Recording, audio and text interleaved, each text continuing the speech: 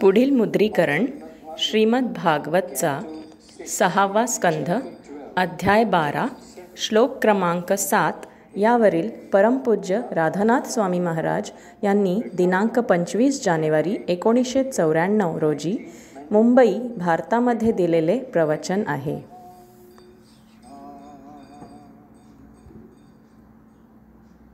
प्रच्छेद आत्ततायनम जया सदैकात्र नवाय परात्मनम ऐकम उत्पातिलया स्थितीश्वरम सर्वाद्यम आद्यम पुरुषम सनातनम.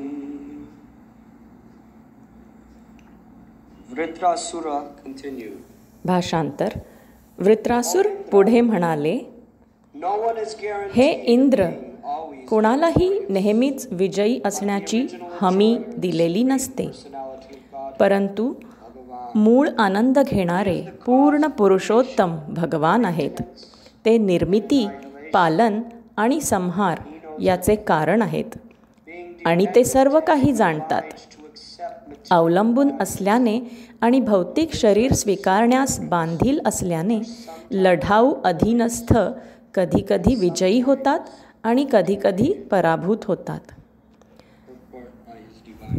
तात्पर्य.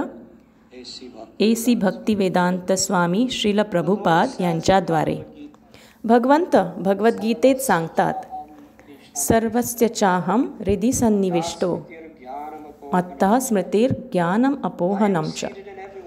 मी प्रत्येकाच्या हृदयात विराजमान आहे आणि माझ्याकडून स्मरणशक्ती, ज्ञान आणि विस्मृती येतात.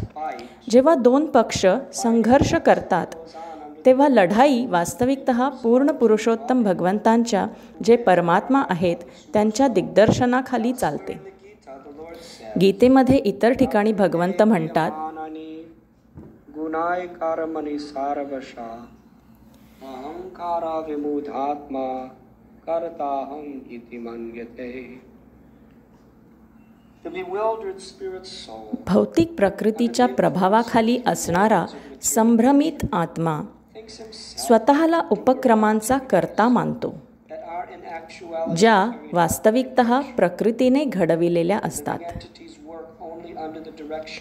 सर्व जीवात्मे केवळ परमेश्वराच्या मार्गदर्शनाखाली कार्य करतात. भगवंत भौतिक प्रकृतीला आज्ञा देतात आणि ती जीवात्म्यांकरिता सोयी सुविधांची व्यवस्था करते. जीवात्मे स्वतंत्र नाहीत, जरी ते मूर्खपणे स्वतःला कर्ता समजतात. आज संध्याकाळी आपण श्रीमद भागवतच्या 6व्या स्कंधातून वाचत आहोत, ज्यामध्ये वृत्रासुर नावाच्या अत्यंत असाधारण असुराच्या गौरवशाली मृत्यूचे वर्णन केलेले आहे. या कथेमध्ये आपण वाचतो की कसे भगवंतांच्या अचिंत्य व्यवस्थेनुसार एक महान जीवात्मा देखील चूक करू शकतो, ज्यांच्या अचिंत्य प्रतिक्रिया त्यांना भोगाव्या लागतात. परंतु अंततः प्रत्येक जीवात्म्याच्या अंतःकरणात स्थित असलेले भगवंत त्यांच्या भक्ताचे रक्षण करून शेवटी त्याला गौरवशाली बनवितात. आपले काय सांगावे? आपण आपल्या सभोवती असलेल्या परिस्थितींचे नियंत्रण करू शकत नाही. आपण शाश्वतपणे अवलंबित जीवात्मे आहोत. आपण शाश्वतपणे एकतर भगवंतांच्या आध्यात्मिक प्रकृतीच्या अधीन असतो, नाहीतर भौतिक प्रकृतीच्या. महान राजा चित्रकेतू यांच्या कथेवर आपण चर्चा केली आहे. एखाद्या मनुष्याला हवेसे वाटणारे सर्व काही चित्रकेतू महाराजांकडे होते. सुंदर महाल, सुंदर रूपवती राण्या, त्यांच्याकडे बळ होते, प्रतिष्ठा होती, ते सर्वात लोकप्रिय होते. परंतु त्यांना पुत्र नव्हता आणि त्यांच्या जीवनातील या एका कमतरतेमुळे इतर सर्व काही क्लेशमय होते. तुम्ही पहा, आध्यात्मिक स्तरावर तुमच्याकडे सर्व काही असले परंतु श्रीकृष्ण जर नसतील तर तुमच्याकडे काहीच नसते. चैतन्य महाप्रभू प्रार्थना करतात,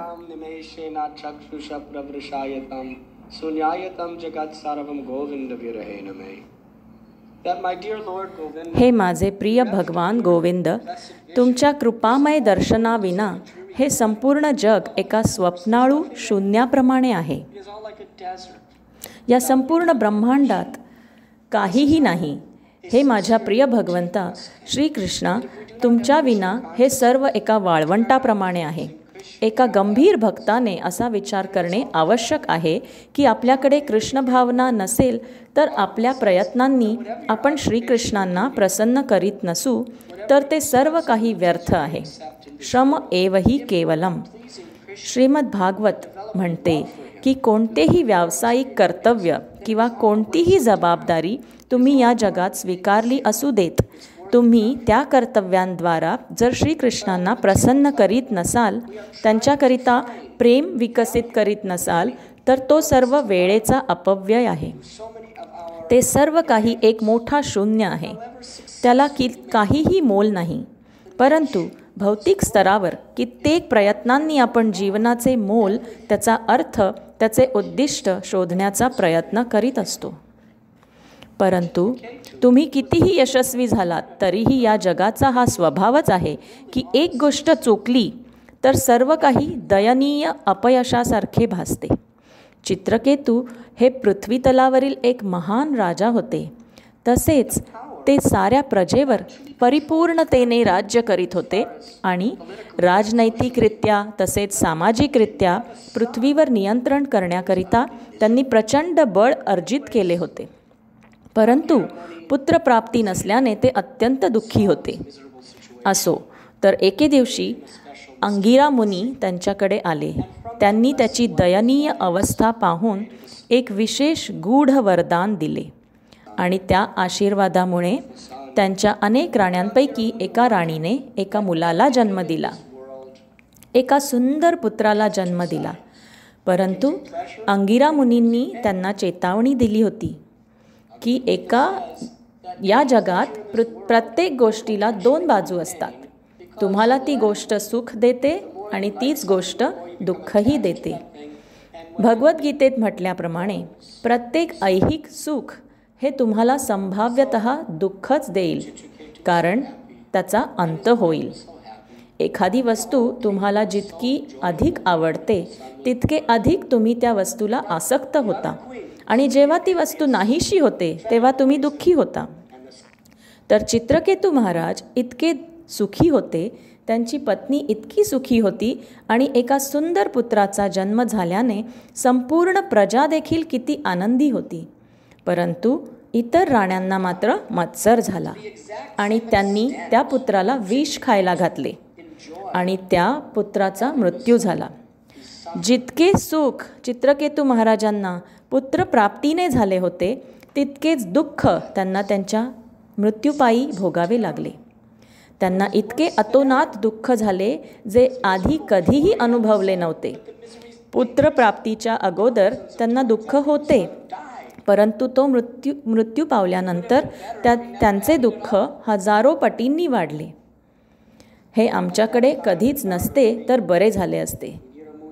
त्यावेळी नारद मुनी तसेच अंगिरा मुनींनी कारुण्याने राजांकडे पाहिले व त्यांना प्रचार करून शिकवण दिली. राजन, आपण जाणत नाही आहात का, या जगाचा हा नियम आहे. येथे सर्व काही क्षणभंगूर आहे. दुःखलायम अशाश्वतम मामुपेत्य पुनर्जन्म दुःखलायम अशाश्वतम. You should not make any goal in this world. आपण या जगामध्ये कोणतेही ध्येय ठेवू नये, कारण स्वाभाविकतः हे एक दुःखमय ठिकाण आहे आणि ते बदलण्याकरिता कोणी काहीही करू शकत नाही. तुम्ही जरी सर्व काही अगदी विलक्षणरित्या आणि तुमच्या अपेक्षानुसार अगदी परिपूर्णपणे पार पाडले तरीही हे दुःखाचे ठिकाण आहे. का? दुःखालयम अशाश्वतम. कारण हे जन्म आणि मृत्यूचे ठिकाण आहे. येथे सर्व क्षणिक आहे. तुमच्याकडे काहीही असले, तुम्ही कुणीही असलात तरी तुम्हाला मृत्यू येणारच. आणि मृत्यू आधी आध्यात्मिक, आधी भौतिक, तसेच आधी दैविक अर्थात शारीरिक व मानसिक क्लेश, इतर जीवांकडून होणारे क्लेश आणि निसर्गामुळे उद्भवणारे त्रास सोसावे लागतात. परंतु नारद मुनींनी त्यांच्या करुणामय कृपेने त्या पुत्राला पुनर्जीवित केले आणि तो चिमुकला बालक हर्षशोक आपल्या मातापित्यांना प्रचार करू लागला. नारद मुनी म्हणाले, तू तुझ्या वडिलांना अशा अवस्थेत का बरे सोडून गेलास? तो म्हणाला, कोणते वडील? मी हे शरीर नव्हे. मी अनेकानेक शरीरे धारण केली आहेत. त्या सर्वांमध्ये माझे कित्येक वडील होऊन गेले आहेत, कित्येक माता होऊन गेल्या आहेत. मी एक शाश्वत आत्मा आहे आणि अंततः जेथे श्रीकृष्णांची इच्छा असेल तेथेच मी जात आहे. अशा तऱ्हेने सुरेख तत्त्वज्ञानाचा प्रचार करून तो बालक खाली झोपला आणि पुन्हा मरण पावला. परंतु चित्रकेतू महाराज त्यांच्या गुरूच्या कृपेने म्हणजेच महर्षी नारद मुनी आणि अंगिरा मुनींच्या कृपेने प्रबुद्ध झाले होते आणि त्यांनी भगवंतांच्या प्रेममय सेवेकरिता स्वतःला संपूर्णपणे वाहून घेण्याचे ठरविले. इतकेच नाही तर त्या प्रेममय सेवेमध्ये ते प्रफुल्लित झाले. त्यांच्या पुत्राचा अभाव असतानाही त्यांनी भौतिक स्तर दिव्यपणे पार केला आणि भगवंतांच्या प्रेमळ भक्तिमय सेवेच्या भावविभोर करणाऱ्या दिव्यानंदात प्रवेश केला. एके दिवशी भगवंतांचे गुणगान करीत प्रवास करताना त्यांनी शिवजींना पाहिले. पूर्णतः योग्य असे दृश्य त्यांनी पाहिले की पार्वती देवी शिवजींच्या मांडीवर स्थानायमान होती. काही झाले तरी ती त्यांची शाश्वत अर्धांगिनी आहे. परंतु त्यामध्ये विचित्र गोष्ट ही होती की पार्वती देवी शंकर देवांच्या मांडीवर स्थानस्थ असताना महान संन्यासी, बाबाजी आणि वैराग्यांची मोठी सभा तेथे उपस्थित असून महादेव शिवजी त्यांना वैराग्यावर व्याख्यान देत होते. तर चित्रकेतू महाराजांनी जेव्हा हे ऐकले तेव्हा ते हास्य करू लागले. हे काय आहे? हे सर्व महान संन्याशांना वैराग्यांबद्दल सांगत असताना त्यांची पत्नी त्यांच्या मांडीवर बसली आहे. हे ऐकता क्षणीच पार्वती अत्यंत क्रोधित झाली. तू स्वतःला एक भक्त म्हणवतोस, तू स्वतःला एक धार्मिक राजा मानतोस, परंतु तू एका महाभागवताचा अपमान केला आहेस. तुला महादेवांचे, शिवजींचे बळ आणि गौरव माहीत नाही. ते माझे पती आहेत आणि आपल्या पतीचा अपमान एक पत्नी कधीही सहन करू शकत नाही. हा सतीत्वचा स्वभाव आहे. तर तिने चित्रकेतू महाराजांना मृत्यू होऊन एका असुराच्या रूपात जन्म घेण्याचा शाप दिला. तर त्यांची चूक काय होती? चित्रकेतू महाराजांनी ज्यावेळी ऐकले की मी तुला शाप देते की तू नरक अवस्थेत एका राक्षसाच्या रूपात जन्म घेशील, त्यावेळी चित्रकेतू महाराजांनी खाली वाकून पार्वती मातेच्या चरणकमलांवर प्रणाम केला आणि ते म्हणाले, माताजी, माझा हेतू तुमच्या पतींचा अपमान करण्याचा मुळीच नव्हता आणि ना त्यांची निंदा करण्याचा. मी खरं तर हास्यास्पद रीतीने त्यांचे गुणगानच करीत होतो आणि मी हसलो ते केवळ ह्याकरता की आपण एरवी असे कधी पाहत नाही. मी अपमानाचा हेतू मुळीच बाळगला नव्हता. ना केवळ मला त्याची माझ्या मनात खात्री आहे, तर मला याची देखील खात्री आहे की शंकरदेवांनीही ते नक्की जाणलेले आहे. परंतु तरी देखील तुमच्या दयाळूपणाने तुम्ही मला राक्षस बनण्याचा शाप दिला आहे, म्हणून मी कृतज्ञतेने तुमचा शाप स्वीकारतो. आणि माताजी, आता मला राक्षस जन्म घेण्याकरिता प्रेमळ अनुमती द्यावी. असे म्हणून त्यांना पूजा अर्पण करून चित्रकेतू महाराज तेथून निघून गेले. तर एका भक्ताचा स्वभाव पहा. भक्त होण्यापूर्वी आणि भक्त झाल्यानंतर. नारद मुनी आणि अंगिरा मुनींचे आशीर्वाद आणि त्यांची कृपा प्राप्त होण्यापूर्वी ते त्यांच्या भौतिक परिस्थितीला किती आसक्त होते, कारण त्यांच्याकडे सर्व काही होते, पण केवळ एका गोष्टीची इच्छा असल्याने ते किती दुःखी होते. आणि जे त्यांना हवे होते ते मिळाले, परत गमावले, तेव्हा ते अधिक दुःखी झाले. परंतु आता त्यांना त्यांचे जीवन गमावण्याचा शाप मिळाला होता. त्यांचे सर्व पुण्य गमावायचा, त्यांचे संपूर्ण राज्य गमवायचा, त्यांचे कुटुंब, सर्व काही आणि एक भयानक कुरूप असुर व्हायचा. परंतु यावेळी त्यांच्या गुरुच्या कृपेने ते भक्त बनलेले असल्याने ते कोणत्याही प्रकारे दुःखी झाले नाहीत, तर ते आनंदी झाले. कारण त्यांना हे माहीत होते की दैवाच्या कृपेने जे काही घडते ते अंततः भक्ताकरिता चांगलेच असते. ततेन कंपम सुषुमिक्षमानो भुंजान एवात्मकृतं विभागम ऋद्वाग्वपूर्वीर्विदधं नमस्ते जीवेत्य मुक्तपदे सदैव. A devotee even in the most painful एखादा भक्त भौतिकरित्या अचिंत्य, अगदी अवर्णनीय अशा अत्यंत वेदनादायी क्लेशमय परिस्थितीत देखील हे माझ्यासोबत का घडत आहे असा विचार न करता हात जोडून भगवान श्रीकृष्णांना प्रार्थना करतो. धन्यवाद, ही आपली कृपा आहे. मी आपले भक्तिभावाने स्मरण करीन. अशा व्यक्तीकरिता मुक्तीची प्राप्ती हा योग्य हक्क आहे. चित्रकेतू महाराज भगवंतांचे महान आत्मसाक्षात्कारी भक्त आहेत हे कुणीही जाणत नाही. त्यांनी हे जाणले की भक्तिमय सेवा ही शाश्वत आहे आणि भगवंतांची जर मी असुराच्या रूपाने त्यांची सेवा करावी अशी इच्छा असेल तर मी ती आनंदाने करीन. भगवंतांची सेवा करण्याखेरीज आणि त्यांना प्रसन्न करण्याखेरीज मी इतर कशालाही आसक्त नाही. आणि वरवर पाहिले तर कोणतेही ठळक कारण नव्हते. ते काही कर्माचे फळही नव्हते, कारण त्यांनी काही चूक केलेलीच नव्हती. त्यांची ही तरीही श्रद्धा होती की माझ्या भगवंता, हा अन्यायकारक शाप तुम्ही माझ्यावर का लादत आहात आणि मला तुम्ही एका असुराची नियती का प्रदान करीत आहात हे कदाचित मी जाणू शकत नाही, परंतु ते त्यांच्यासाठी नक्कीच चांगले असणार ही श्रद्धा त्यांना होती. यामागे भगवंतांचे काहीतरी उद्दिष्ट असणार आणि माझे जीवन केवळ आपले उद्दिष्ट अंमलात आणण्याकरिताच आहे. तर श्रील शुकदेव गोस्वामींनी वर्णन केलेली ही एक अद्भुत कथा आहे. कसा वृत्रासूर एक महाभयानक असुर होता, ज्या रूपात चित्रकेतू महाराजांनी जन्म घेतला होता.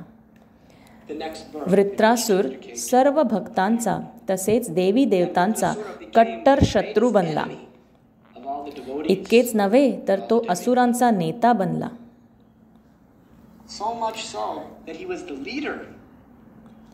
तर इंद्रदेवांच्या नेतृत्वाखाली सर्व देवता असुरांच्या सैन्याशी युद्ध करीत असताना ते वास्तविकतः असुरांना पराजित करीत होते, जोवर वृत्रासूर आला नव्हता.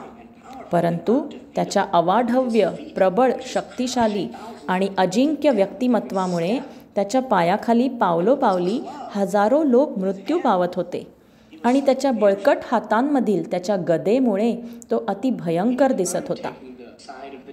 भगवंतांची इच्छा जाणल्याने त्याला असुरांची बाजू घेण्यात काहीही वाटले नाही, परंतु त्याच्या अंतःकरणात त्याला तो श्रीकृष्णांचा, नारायणांचा नित्य दास आहे याचे पूर्णतः स्मरण होते. खरं तर आधीच्या जन्मात चित्रकेतूच्या रूपात ज्यावेळी या व्यक्तीला पार्वती देवीने असुर बनण्याचा शाप दिला आणि त्यांनी कृतज्ञतेने प्रणाम केला, त्यावेळी शंकर भगवान त्यांचे गुणगान करू लागले आणि पार्वतीला म्हणाले, पहा, भगवान विष्णूंच्या भक्तांचे गुण पहा. नारायण परा सर्वे नाकृतश्चन विद्यते स्वारक पवारग नारकेषु अपि तुल्यते दर्शनः. की भगवान नारायणांचे भक्त किती शांत असतात. पूर्ण पुरुषोत्तम भगवंतांच्या स्मरणात ते इतके आनंदी असतात की त्यांच्याकरिता स्वर्गाची ऊर्ध्वगतीने प्राप्ती किंवा नरकाकडे अधोगती या दोन्हीमुळे अक्षरशः काहीही फरक पडत नाही, कारण ते नारायणाच्या स्मरणात सदैव निमग्न असतात. या जगाचा नियम जाणता परिस्थितीनुसार तुमच्याबरोबर कधीही काहीही घडू शकते आपण उद्यापर्यंत जगू याची काहीही खात्री नाही, परंतु या गोष्टीची नक्की खात्री आहे की जर तुम्ही प्रामाणिक भक्त असाल आणि भगवंतांचे स्मरण करीत असाल तर तुमच्यापासून काहीही आणि कुणीही ती भेट हिरावून घेऊ शकत नाही. लोक तुमचे कुटुंब तुमच्याकडून हिरावून घेऊ शकतात, तुमचे घरदार धनसंपत्ती तुमच्याकडून हिरावून घेऊ शकतात, ते तुमचे आरोग्य हिरावून घेऊ शकतात, इतकेच काय तर तुमचे प्राण देखील घेऊ शकतात, परंतु कुणीही आपल्या अंतःकरणातून श्रीकृष्णांचे स्मरण हिरावून घेऊ शकत नाही. जर आपण प्रामाणिक असू तर, आणि तेच सर्वात आवश्यक आहे. तर शंकर भगवान अशा रीतीने गुणगान करीत होते, कोणतीही परिस्थिती एखाद्या भक्ताला विचलित करू शकत नाही. तर जेव्हा तो एक असुर होता, तो अतिशय घनघोर युद्ध करीत होता आणि अंततः इंद्रदेव स्वतः आले आणि त्यांच्याबरोबर लढू लागले. इंद्रदेवाने या जगातील सर्वात अजेय अस्त्र म्हणजेच वज्र वृत्रासुरावर फेकले आणि वृत्रासुराने ते सहजतेने बाजूला झिडकारले. इंद्रदेव अत्यंत निराश झाले की ह्या असुराला पराभूत करण्याकरिता मी काहीही करू शकत नाही, म्हणून त्यांनी हताश होऊन हार मानली. त्यावेळी वृत्रासूर त्यांना प्रचार करू लागला, काय मूर्ख पळपुट्या आहेस तू, हार मानतोस? यश किंवा अपयशाला तू इतका का आसक्त आहेस? या पृथ्वी तलावर कुणीही सदा सर्वदा विजयी राहील याची खात्री नाही, हे तुला माहीत नाही का? तुम्ही कुणीही असलात तरी कधी ना कधी तुमची हार ही होणारच. असे एकच व्यक्ती आहेत ज्यांचा सदैव विजय होतो, आणि ते म्हणजे श्रीकृष्ण होय. आपण त्यांच्यावर अवलंबून असतो. आपल्या कर्मफलांना आपण आसक्त नसावे. आपण हे जाणायला हवे की अंततः आपल्या कार्यांच्या परिणामांना आपणच कारणीभूत नसतो. वृत्रासूर इंद्राला प्रचार करीत होता की युद्ध करणे तुझे कर्तव्य आहे, त्यामुळे तू यश किंवा अपयशाला आसक्त राहता कामा नये. हीच समान शिकवण श्रीकृष्णांनी अर्जुनाला दिली होती, आणि येथे श्रीकृष्ण एका भयानक कुरूप राक्षसाच्या तोंडून बोलत आहेत. तुम्ही पहा, या उलट परिस्थितींच्या जगामध्ये आसक्त न होता विरक्त कसे राहावे यातच आनंद आहे. काल माझ्याकडे एक विद्यार्थी आली. ती 1.5 वर्षे महाविद्यालयात शिकली. ती अगदी काटेकोरपणे परिश्रम घेऊन अभ्यास करीत होती. तर तिचे सहकारी बाहेर एकमेकांबरोबर आणि प्रियकरांबरोबर फिरायला जात असत. ते अगदी क्वचितच अभ्यास करीत असत. ते वेड्यासारखे संगीत ऐकायचे आणि आनंद लुटायचे, आणि ती मात्र शिस्तीने अभ्यास करायची. आणि ते सर्वजण परीक्षेत उत्तीर्ण झाले आणि ती मात्र नापास झाली.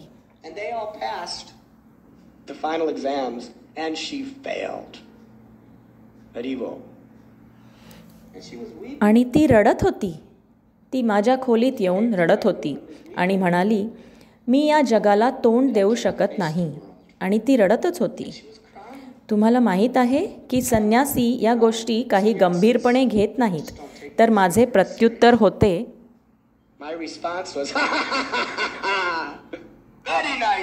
खूप छान, खूप छान, तू नापास झालीस ते फार छान झाले. मला हे ऐकून खूप आनंद झाला. तिने माझ्याकडे पाहिले. काय, कशा प्रकारचे शुभचिंतक? अर्थात तिने असे म्हटले नाही, पण मला ते जाणवले. काय शुभचिंतक आहेत हे? तू इतकी आसक्त का आहेस? तू तुझे सर्वोत्कृष्ट प्रयत्न केलेस. तू भक्त आहेस का, की तू घोर भौतिकवादी आहेस? जर तू घोर भौतिकवादी असशील तर तू परिणामांना आसक्त असशील. जर तू पास झालीस तर खुश होशील, जर नापास झालीस तर दुःखी होशील. परंतु तू भक्त आहेस की अज्ञानी मूर्ख आहेस? अज्ञानी मूर्ख परिणामांना अत्यंत आसक्त असतात, परंतु जो कोणी सत्य जाणतो तो केवळ सेवा करून संतुष्ट असतो. कारण श्रीकृष्ण परिणामांनी प्रसन्न होत नाहीत, तर तुम्ही घेतलेल्या प्रयत्नांनी ते प्रसन्न होतात, ज्या योगे तुमचे जीवन परिपूर्ण होते. तुमचे निकाल ते श्रीकृष्णांच्या हातात आहेत. श्रीकृष्णांनी अर्जुनाला सांगितले, तू जिंकण्याकरिता जितके परिश्रम घेऊ शकतोस तितके घेऊन युद्ध कर. आणि जर तू हरलास तरी तुझे जीवन परिपूर्ण आहे. तू जिंकलास तरी तुझे जीवन परिपूर्ण आहे, कारण तू तुझ्या सर्व बळाने माझ्याकरिता युद्ध केलेले असशील. All your might. Karamanyeva dekarashte ma phaleshu dakashta. Krishna says you have the right. Shrikrishna सांगतात की तुमचे कर्तव्य करण्याचा अधिकार तुम्हाला आहे, परंतु त्यांच्या परिणामांचे दायित्व तुम्ही स्वीकारण्याचा अधिकार तुम्हाला कदापि नाही. मी तो सर्वोच्च परम अधिकृत व्यक्ती आहे जो सर्व निकाल ठरवतो, आणि जो निकाल तुमच्याकरिता सर्वोत्तम असेल तोच मी तुम्हाला प्रदान करीन.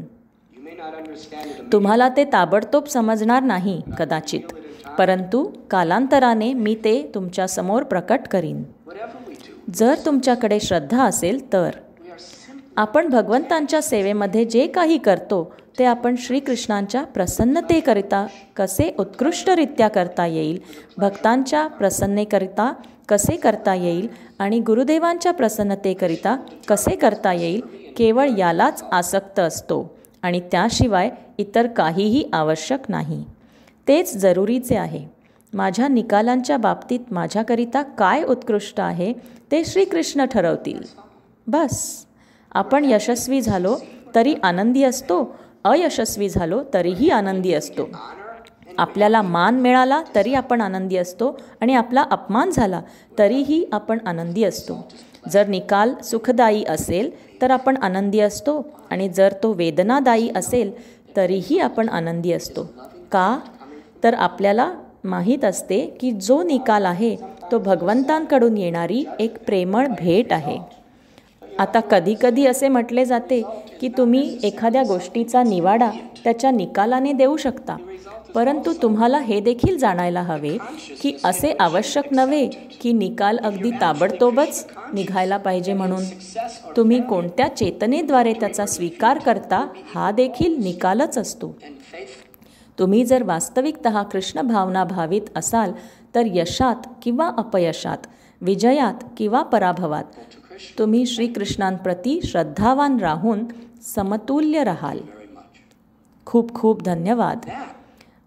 वास्तविकतः त्याच चेतनेचा निकाल श्रीकृष्णांना हवा असतो. क्षणभंगूर बाह्य निकाल नव्हे. कारण तुम्हाला माहीत आहे, मृत्यूच्या वेळी तेच तुमचे भविष्य निश्चित करणार असते. तुम्ही किती वेळा उत्तीर्ण झालात किंवा किती वेळा नापास झालात ते नव्हे, किंवा तुम्ही किती वेळा विजयी झालात किंवा किती वेळा पराभूत झालात हे देखील नव्हे. महत्त्वाचे काय आहे तर त्या सर्व परिस्थितींमधून तुम्ही श्रीकृष्णांप्रती तुमच्या श्रद्धेत, कृतज्ञतेत तसेच प्रेमात किती विकसित झालात तेच. सर्व परिस्थितींमध्ये त्यांचेच स्मरण करणे. तर ती भक्त जी माझ्याकडे आली होती तिला मी समजावून सांगत होतो की जर श्रीकृष्णांची इच्छा तू पुढे शिक्षण न करण्याची असेल तर तू तरी कशाला करतेस. तू तुझ्या परीने सर्वोत्कृष्ट प्रयत्न केलेस आणि त्यांनी तुझी भक्ती स्वीकारली.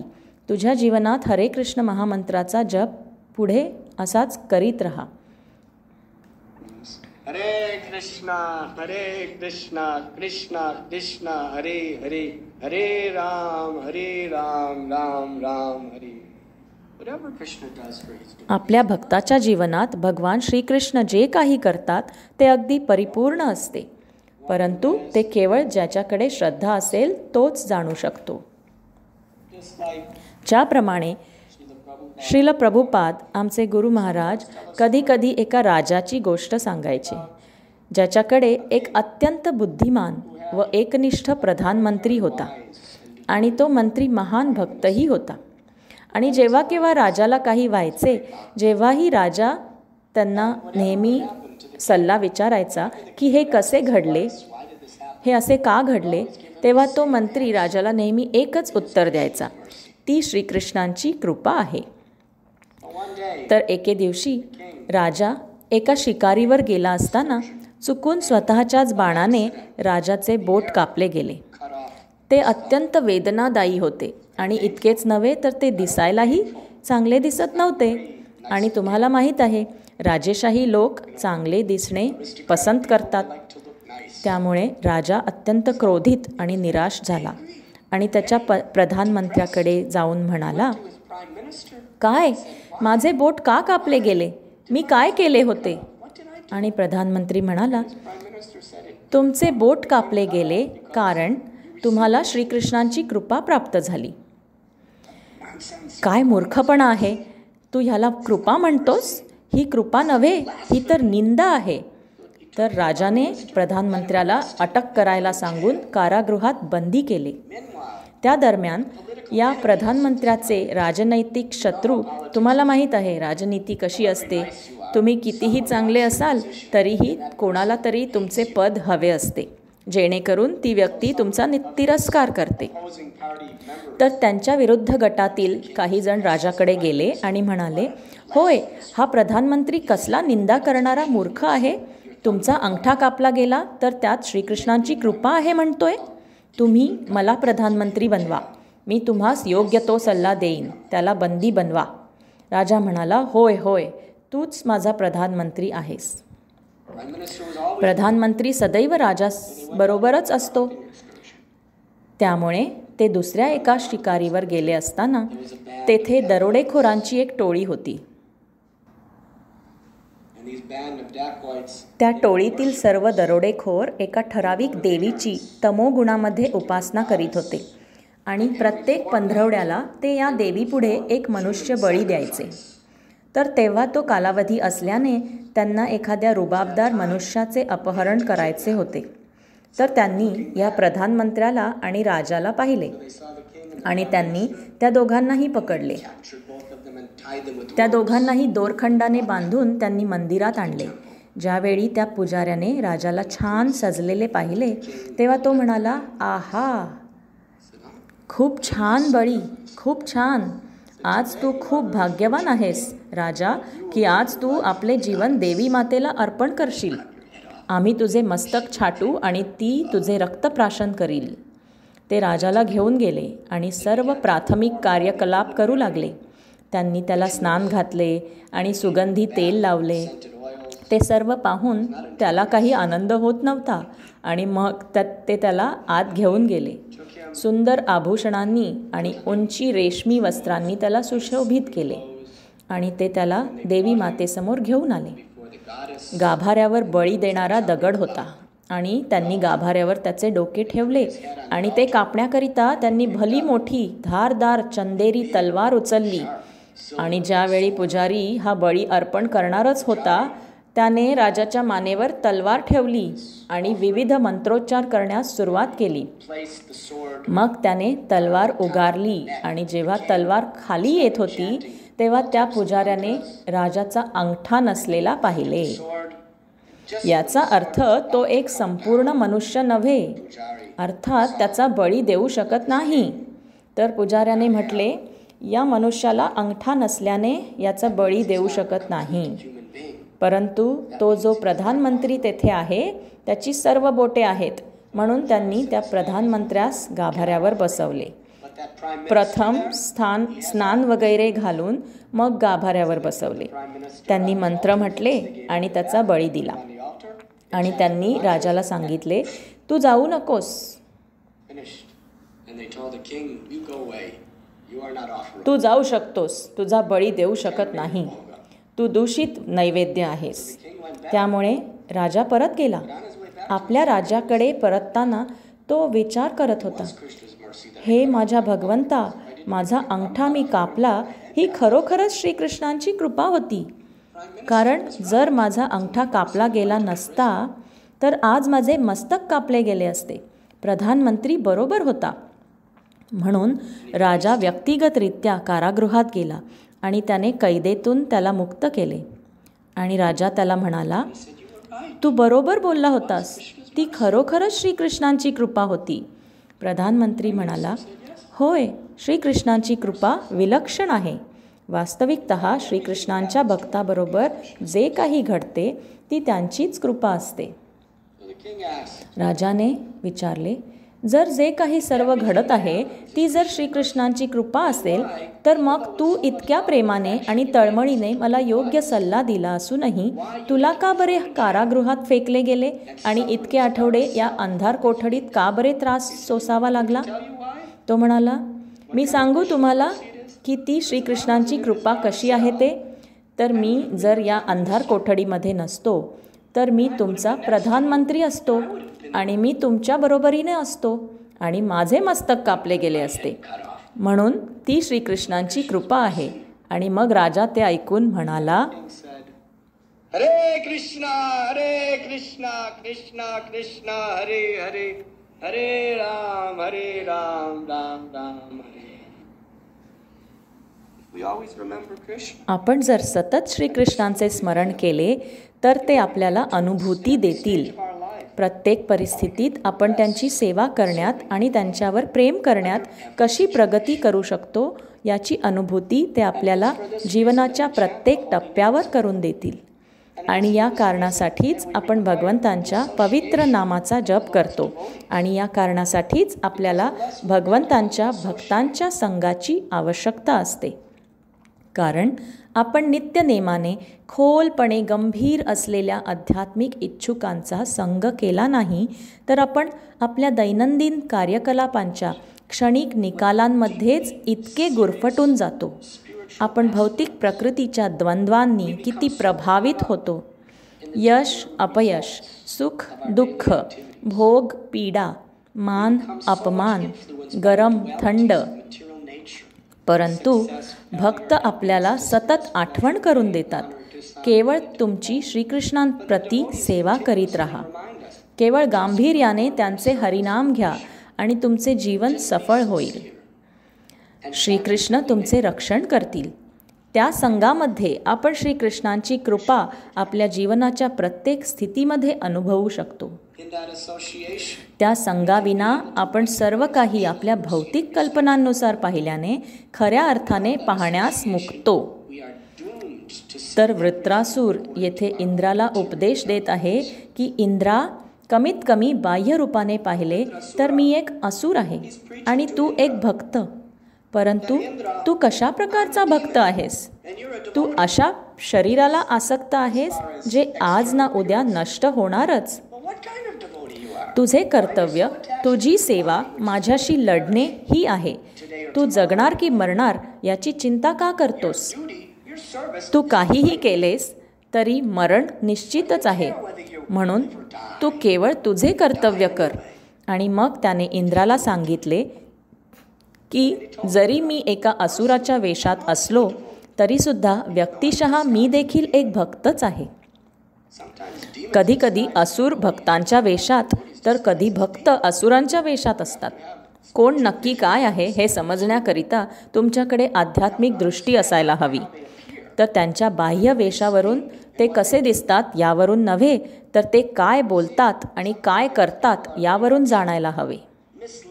तुम्ही पहा, काही वेळा काही ठराविक बाह्य स्वरूपाद्वारे दुसऱ्या व्यक्तींचे मूल्यमापन करण्यामध्ये लोकांची फारच दिशाभूल होते. उदाहरणार्थ, आज भारतामधील जातीव्यवस्था, ही जातीव्यवस्था मूळतः श्रीकृष्णांनी निर्माण केली. ती सुरेख आहे, ती परिपूर्ण आहे.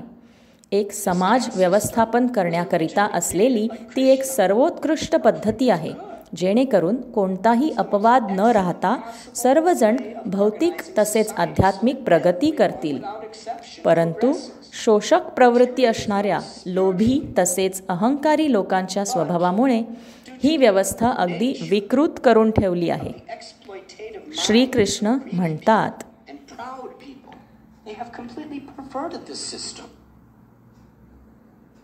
Krishna says, Chatur Varnamaya Sristam Guna Karma Vibhagasha.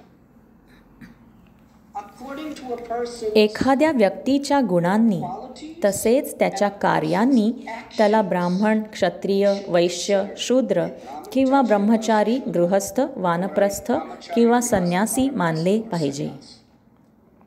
Shrikrishna जन्माविषयी काहीही सांगत नाहीत. परंतु आज तुम्ही जर अस्पृश्य कुटुंबात जन्माला आलात तर कायमचे अस्पृश्य म्हणून हिणवले जाता. जर एखाद्या म्लेच्छ देशात तुमचा जन्म झाला तर कायमचे तुम्हाला म्लेच्छ म्हणूनच मानले जाते.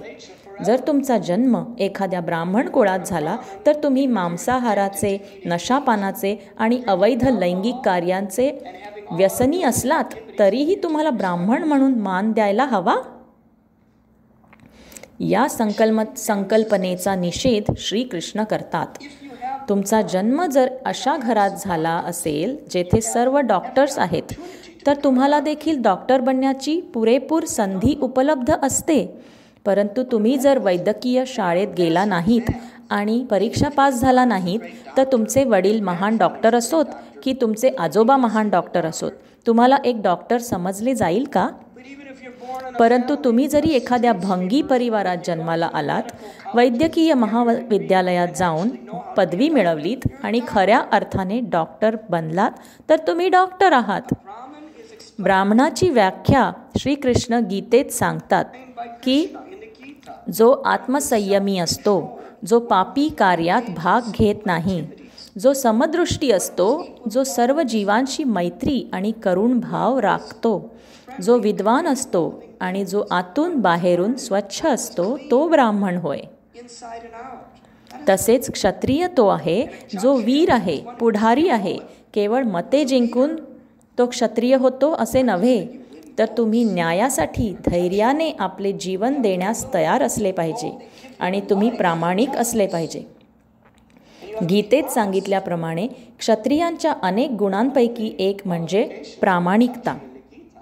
मी काही एखाद्या विशिष्ट व्यक्तीवर न्यायनिवाडा देणार नाही, परंतु जेव्हा तुम्ही संपूर्ण जगभर प्रवास करता तेव्हा किती लोक मानतात की कोणतेही राजनेते प्रामाणिक असतात म्हणून?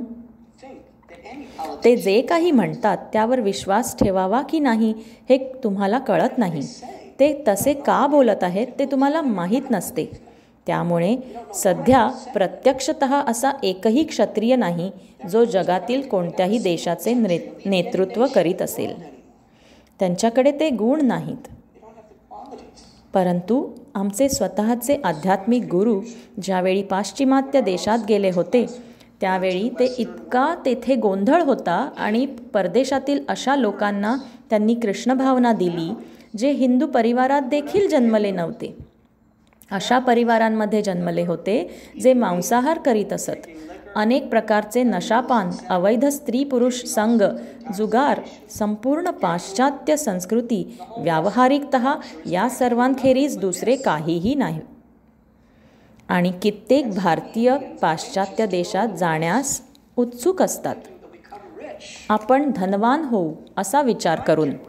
भौतिकरित्या ते धनवान होतीलही, परंतु बहुधा ते सर्व नैतिकता गमावून बसतात. आणि ही इतकी लज्जास्पद बाब आहे की रस्ता साफ करणाऱ्या प्रामाणिक भंग्यांचा एखादा संच एखाद्या भोंदू गुरूच्या तुलनेत अधिक सद्गुणी असतो. श्रीकृष्ण आपले अंतःकरण पाहतात आणि कुठल्याही वर्ण किंवा आश्रममध्ये आपण असलो तरीही जर आपण त्याचे पालन भगवंतांच्या सेवेमध्ये पवित्र अंतःकरणाने प्रामाणिकपणे केले तर आपले जीवन परिपूर्ण होते. आपण स्वतःला संत, खरे साधू, महात्मा जरी मानत असलो तरी देखील श्रीकृष्ण या वर्गीकरणाची पर्वा करीत नाहीत. ही वर्गीकरणे केवळ व्यावहारिकतः समाजसेवेकरिता लागू होतात, परंतु सर्व वर्णाश्रमांचे उद्दिष्ट म्हणजे We are to be considered for practical social service. But the goal of all the varnas and ashrams, athapum virvijashreshtas varnashrama vibhagasha shvanushtatasya dharamasya samsiddhir haritoshma is to please Krishna. श्रीकृष्णांना प्रसन्न करणे हेच होय. जर तुम्ही प्रामाणिकतेने श्रीकृष्णांना प्रसन्न करत आपले कार्य भक्तीने करीत असाल तर तुमचा व्यवसाय सार्थक आहे. आणि जर तसे केले नाहीत तर तुम्ही अपयशी आहात. तर वृत्रासुर एका भयंकर असुराच्या शरीरात होता, परंतु त्याच्या शब्दांद्वारे, त्याच्या निडरतेद्वारे आणि त्याच्या विरक्तीद्वारे तो एका महान परमहंस भक्ताचे गुण दर्शवित होता. तर भक्तांचा देवतांचा नेता इंद्र स्वतःच्या शरीराला, जीवनाला, स्वतःच्या ऐश्वर्याला, स्वतःच्या राज्याला आणि सर्व गोष्टींना आसक्त असल्याने एखाद्या भित्र्याप्रमाणे वागत होता. वृत्रासुराने त्याला उपदेश दिला, तुला वाटेल मी एक असुर आहे कारण मी तसाच दिसतो, परंतु वास्तविकतः मी सतत श्रीकृष्णांचे स्मरण करतो. मी नित्य श्रीकृष्णांचे स्मरण करत असल्याने मला जन्म आणि मृत्यूचे भय वाटत नाही. खरं पाहिलं तर तू माझे हे शरीर नष्ट करावे अशी माझी इच्छा आहे, कारण मला आता हे असुर शरीर नको आहे. जर तू मला मारलेस तर मी भगवत धामाला परत जाईन. तू तुझ्या राज्याला, तुझ्या ऐश्वर्याला, धनसंपत्तीला, उच्च पदवीला, तुझ्या प्रतिष्ठेला इतका आसक्त आहेस की ज्यामुळे तुला मृत्यूचे भय वाटते आहे. परंतु मला मृत्यू हवा आहे, कारण मला माहीत आहे की मी भगवान श्रीकृष्णांकडे परत जाणार आहे. म्हणून कृपया युद्ध कर आणि मला मार. कसा भक्त.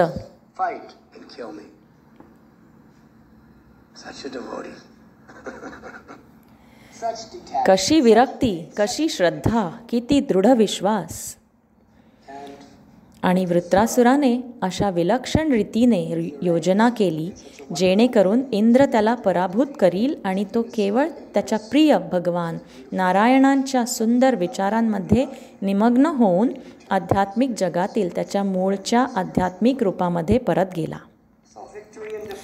तर आपण जाणायला हवे की यश आणि अपयश हे या जगामध्ये अत्यंत क्षणभंगूर असते. जीवनाच्या प्रत्येक परिस्थितीत आपण जर श्रीकृष्णांचे स्मरण केले तर आपण मृत्यूवर तसेच भ्रमावर विजयी होतो.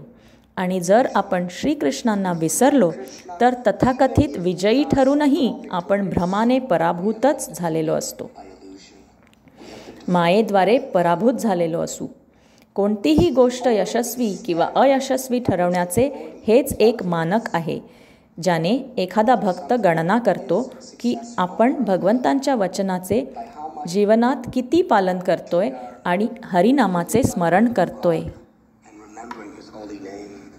हरे कृष्णा कृष्णा कृष्णा हरे हरे, हरे राम राम राम. तर आपल्या जीवनात आपल्या समोर येणाऱ्या अचिंत्य परिस्थितींपैकी प्रत्येकीकडे श्रीकृष्णांच्या जवळ जाण्यासाठी असलेली एक संधी म्हणून पाहायला हवे. जे शोधाल त्याची अनुभूतीच तुम्हाला येईल. जर तुम्ही एखादी भौतिक परिस्थिती पाहून तिचे कारण जाणण्याचा प्रयत्न करता तर तुम्हाला भौतिक परिस्थितीच दिसेल आणि भौतिक कारणच सापडेल. तर श्रीकृष्ण परम नियंत्रक परमेश्वर आहेत हे आपण जाणायला हवे. आणि जे कोणी त्यांचे प्रामाणिकपणे स्मरण करतात, त्यांना प्रार्थना करतात आणि त्यांच्या नामाचा जप करतात, त्यांच्याकरिता त्यांच्या जीवनात घडलेली प्रत्येक गोष्ट भगवंतांची परिपूर्ण कृपा असते, जी त्या भक्ताची पुढे प्रगती होण्यास आवश्यक असते. आणि म्हणूनच असा भक्त कृतज्ञ असतो. श्रीकृष्णांनी दिलेल्या कोणत्याही बक्षिसाचे स्वागत करतो आणि त्या बक्षिसाची परतफेड करण्याकरिता अधिकाधिक सेवा अर्पण करतो. आता हे कदाचित खूप कठीण वाटेल, परंतु वास्तविकतः ते अतिशय स्वाभाविक आहे. कारण जसजसे आपण आपले आध्यात्मिक गुण विकसित करतो, प्रत्येक परिस्थिती आनंदाने श्रीकृष्णांची कृपा म्हणून स्वीकारतो. हा आपला स्वभावच आहे आणि या मनुष्य जन्माचे उद्दिष्टच आपल्या अंतरीच्या या मूळच्या स्वभावाला जागृत करणे हेच होय. तो स्वभाव आपण कसा बरे जागृत करू शकतो? तर भगवंतांचे गुणगान श्रवण करून, तसेच भगवंतांची प्रामाणिकतेने सेवा करणाऱ्या भक्तांचा प्रामाणिकपणे आणि गंभीरपणे दास राहून, आणि सर्वात महत्त्वाचे म्हणजे साक्षात भगवंत नित्य उपस्थित असणाऱ्या अशा त्यांच्या सुंदर नामजपाद्वारे आपले अंतःकरण पवित्र करून. भगवत भक्तांच्या मार्गदर्शनाखाली ज्यावेळी आपण भगवंतांच्या पवित्र नामाचा जप करतो त्यावेळी आपल्या आध्यात्मिक स्वभावाची जागृती होते. भगवत भक्तांच्या सत्संगामुळे आणि नियमितपणे भगवन नामाचा जप केल्याने निसर्गतः आपण भगवंतांचे सौंदर्य, भगवत प्रेम तसेच जीवनातील प्रत्येक परिस्थितीत भगवान श्रीकृष्णांची कृपा अनुभवतो. त्यामुळेच वैदिक ग्रंथांनी आपल्याला हा युगधर्म म्हणून दिला आहे आणि साक्षात भगवंत त्यांच्या श्री चैतन्य महाप्रभूंच्या रूपात तो वितरित करण्याकरिता आले आहेत. हे कलियुग म्हणजे दोषांचा सागर आहे. जिकडे पहावे तिकडे कलह, दांभिकता आणि विविध रूपांतील प्रदूषणे असतात. परंतु या कलियुगात एक वरदान आहे, ते म्हणजे आपण श्रीकृष्णांच्या पवित्र नामजपाद्वारे सदैव त्यांचे स्मरण करू शकतो. हरे कृष्णा कृष्णा कृष्णा हरे हरे, हरे Ram Ram Ram Hare Hare. Thank you very much. खूप खूप धन्यवाद. मी अत्यंत छान अशी घोषणा करू इच्छितो की आजच्या या विलक्षण कार्यक्रमाची व्यवस्था आपल्या अगदी प्रिय मित्रांनी श्रीमान चंद्रकांत वेल्लरी यांनी केली आहे आणि या विशेष कार्यक्रमाची व्यवस्था त्यांनी त्यांची पुत्री व त्यांचा नातू शीला आणि आदित्य यांच्या जन्मदिनानिमित्त वैष्णवांचे आशीर्वाद व प्रेम प्राप्त करण्याकरिता केली आहे. आणि अर्थातच आपण हे जाणतो की मनुष्य जीवन हे आत्मसाक्षात्काराकरिता आहे. मनुष्य जीवन हे केवळ आहार, निद्रा, भय आणि मैथून याकरिता नव्हे. मग आपण ते कितीही थाटामाटात केले तरीही वास्तविकतः आपल्याला दिली गेलेली ही मनुष्य जन्माची संधी किती मौल्यवान आणि गौरवशाली आहे. या मनुष्य जन्माचा योग्य वापर केल्याने आपण सर्वोच्च परिपूर्णता म्हणजेच जन्ममृत्यूच्या चक्रातून मुक्त होऊन भगवंतांच्या शाश्वत प्रेममय सेवेमध्ये प्रवेश प्राप्त करू शकतो. आपण या जन्माचा वापर ज्यावेळी त्याच्या वास्तविक दिव्य उद्दिष्टाकरिता करतो त्यावेळी तो आपल्या जन्मदिनाचा गौरव असतो. आणि मनुष्य जन्माचे आशीर्वाद मिळवणे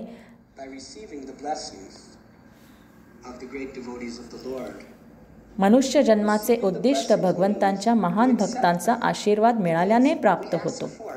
आशीर्वाद मिळवणे अर्थात त्यांचा स्वीकार करणे होय.